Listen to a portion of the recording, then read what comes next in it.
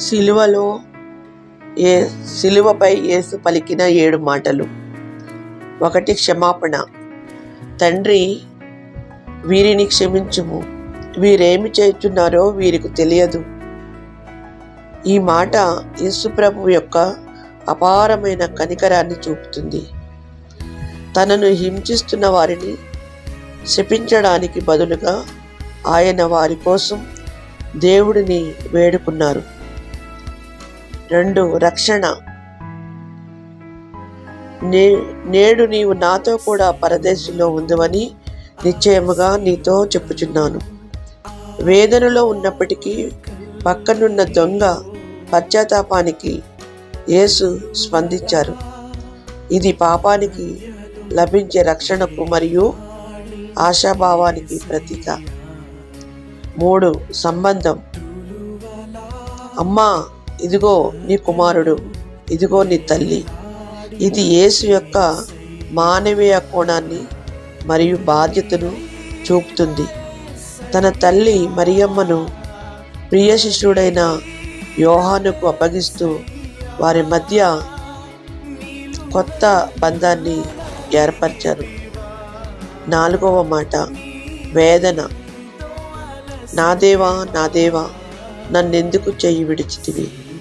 ఇది సిలువపై యేసు అనుభవించిన అత్యంత తీవ్రమైన ఆధ్యాత్మిక వేదనను ప్రతిబింబిస్తుంది.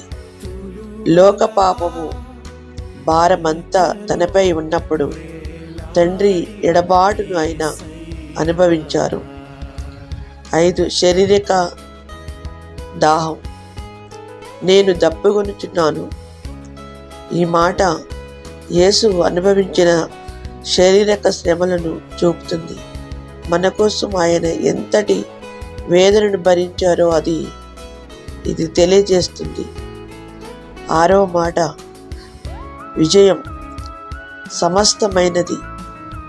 ఇది సిలువపై యేసు సాధించిన విజయాన్ని చాటే మాట. మానవాళి పాప పరిహారార్థం తండ్రి అప్పగించిన పనిని తాను విజయవంతంగా పూర్తి చేశానని ఆయన ప్రకటించారు. 7వ మాట, సమర్పణ.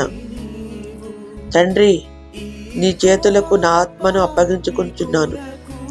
ఇది యేసు ప్రభు సిలువపై పలికిన ఆఖరి మాట. తన భూలోక యాత్రను ముగించి తన ఆత్మను తండ్రి అయిన దేవుని చేతులకి సంపూర్ణంగా అప్పగించారు. బైబిల్ గ్రంథం ప్రకారం యేసు ప్రభు సిలువపై మరణించే ముందు పలికిన 7 మాటలు చాలా ప్రసిద్ధి చెందాయి. అయితే ఆయన ప్రాణం విడవడానికి ముందు పలికిన చిట్ట చివరి 7వ మాట, తండ్రి, నీ చేతులకు నా ఆత్మను అప్పగించుకుంటున్నాను. లోకాసు వార్త 23వ అధ్యాయం 43వ వచనం, 46వ వచనం. ఈ మాట పలికిన వెంటనే ఆయన తన ప్రాణాన్ని విడిచారు. సిలువపై యేసు పలికిన 7 మాటలు వరుసగా యేసు ప్రభు సిలువపై ఉన్నప్పుడు పలికిన 7 మాటలు ఆయన ప్రేమను, క్షమాగుణాన్ని మరియు దైవత్వాన్ని తెలియజేస్తాయి. క్షమాపణ. తండ్రి, వీరేమి చేస్తున్నారో వీరికి తెలియదు గనుక వీరిని క్షమించు. రక్షణ. నేడు నీవు నాతో కూడా పరదేశంలో ఉందవని నిశ్చయముగా నీతో చెప్తున్నాను. పక్కనే ఉన్న దొంగతో చెప్తున్న మాట. సంబంధం. అమ్మా, ఇదిగో నీ కుమారుడు, ఇదిగో నీ తల్లి. మరియమ్మ మరియు శిష్యుడైన యోహానుతో. వేదన. నా దేవా, నా దేవా, నన్నెందుకు చెయ్యి విడిచితివి. శారీరక దాహం. నేను దప్పగొనుచున్నాను. విజయం. సమస్తమైనది. మానవాళి పాప పరిహారార్థం ఆయన చేయవలసిన కార్యం పూర్తయిందని దీని అర్థం. సమర్పణ. తండ్రి, నీ చేతులకు నా ఆత్మను అప్పగించుకుంటున్నాను. 7 మాటలలో మీకు ఏదైనా ఒక్క మాట గురించి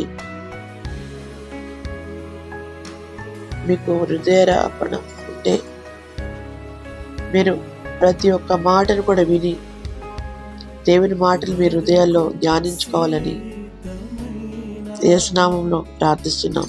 ఆమేన్.